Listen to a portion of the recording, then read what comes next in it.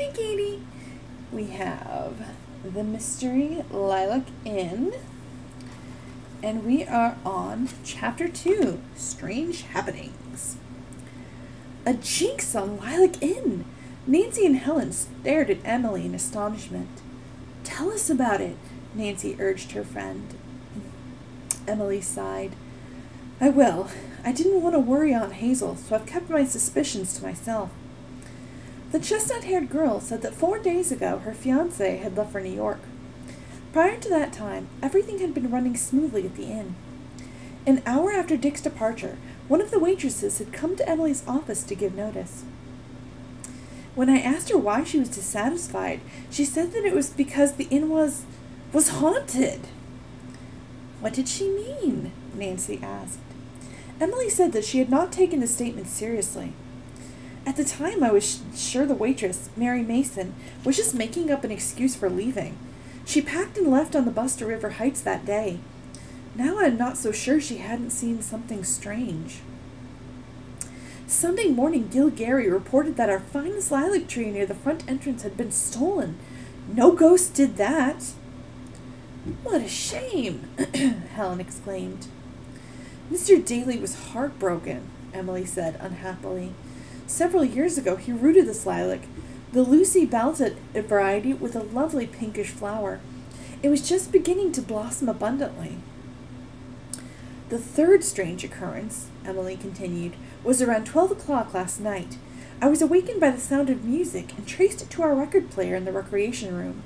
No one was there. Perhaps someone at the inn was playing a joke, Nancy suggested.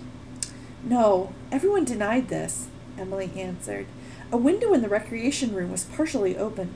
It looked as though it had been forced, and I know all the windows had been closed earlier.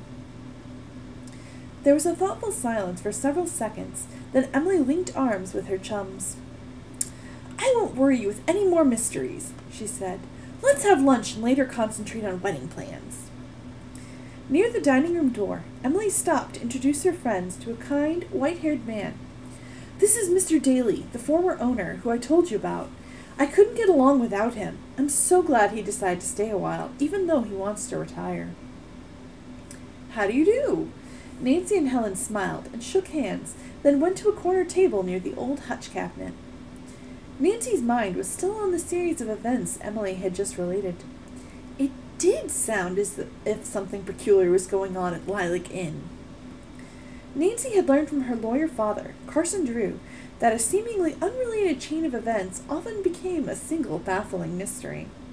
The young sleuth had found proof of this in solving several cases herself, her first being the secret of the old clock, and more recently, the bungalow mystery. So the ones we read before.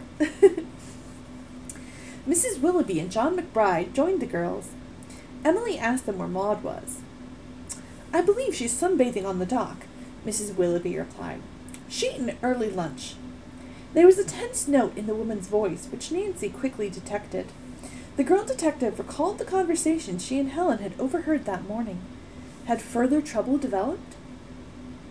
When Anna, the waitress, brought the first course of beef broth, Emily changed the subject abruptly. Lilac Inn is really a fascinating place, she said. The original floors are still intact, and it's rumored that George Washington ate here in the stagecoach days. John smiled. According to reports, our first president must have eaten at every dining place in this country.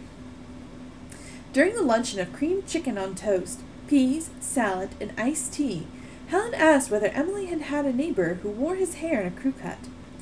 She explained about the man who had rowed off instead of coming to the girls' rescue when their canoe capsized. Emily and her aunt shook their heads. Not a very gallant guy, John remarked.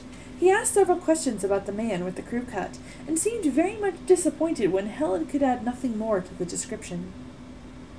Later, Nancy said to John, Your career in the army must be interesting. Do you have a special assignment?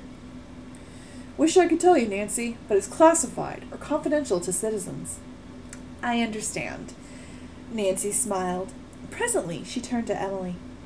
I saw Doris Drake on the way here. Her house isn't far away, is it? About a mile up the road, Emily answered. After luncheon, Emily offered to show Nancy and Helen around the inn and take them on a tour of the extensive grounds. "I'll get the Jeep for that trip," John offered. Emily showed her friends the parlors and writing rooms and the modern wing containing the pine-paneled recreation room. "Very attractive," Nancy remarked. She spotted a record player in one corner. "Is that the one the intruder used, Emily?" "Yes, and here's the window which I found forced open last night," Emily pointed out. Next, Nancy and Helen were escorted upstairs to see Emily's attractive, old-fashioned two-room suite. "When the inn is ready, there'll be accommodations for 50 guests." At this instant, a piercing shriek came from the garden. The three girls dashed down the stairs and rushed outside. "The cry came from near the river," said Nancy, running in that direction. John McBride and 2 gardeners joined them. They made a thorough search, but found no one. Emily turned to Nancy with questioning eyes. "Are you thinking what I am? That the person screamed just to frighten us and make this place almost seem haunted?" "Yes, but why? Is someone trying to balk your expansion program here?" Nancy suggested. "Possibly, but I can't figure out the reason," Emily replied. "Well, I'll show you the rest of the house." She took the visitors to the far wing, where the kitchen was located. Its gleaming wall ovens and natural stone colonial fireplace, complete with a spit, fascinated Nancy. So the spit is something you can turn. If you put meat on it, you can rotate it over the fire to make it cook evenly. "Emily, you'll have no trouble filling every room in this inn," she said enthusiastically. "It's absolutely charming."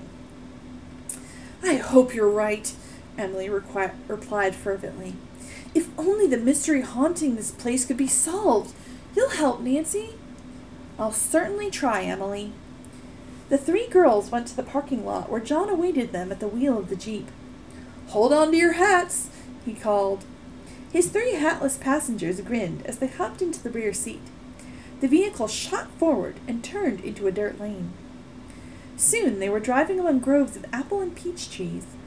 At Emily's request, John stopped the Jeep near an apple tree. She got out to examine the leafy branches. "We'll have an abundant crop this season," she commented. "There are lots of tiny apples forming."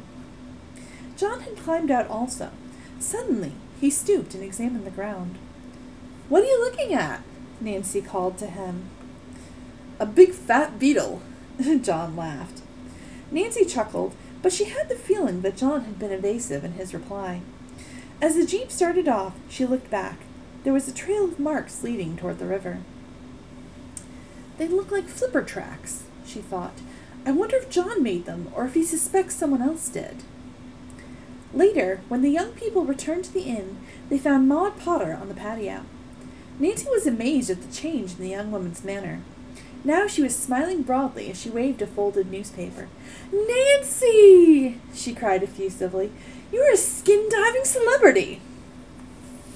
"What do you mean?" Nancy asked, puzzled, as Mrs. Willoughby joined the group. Maud opened the paper and pointed to page 1 of the River Heights Evening News. "Why, Nancy Drew!" Helen exclaimed. "Your picture! And a write-up! You never breathed a word!" Everyone clustered around to see the picture of Nancy in a bathing suit, diver's mask, and flippers, and the accompanying article. The caption read, "Daughter of local lawyer, Carson Drew, learns her ABCs in skin diving." Oh, so AB and then C, like the sea, the ocean. In skin diving. The article went on to tell that Nancy had just completed a course in advanced skin diving in the Muskoka River, and she had finished first in total points in the 20-student group. When asked by our reporter where she hoped to practice the sport, John read aloud, Miss Drew replied that she would like to skin dive in both salt and fresh water.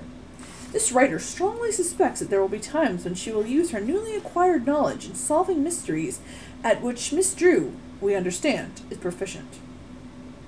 With an admiring glance, John said, "Meet a fellow frogman. I practically grew up in flippers." "Really?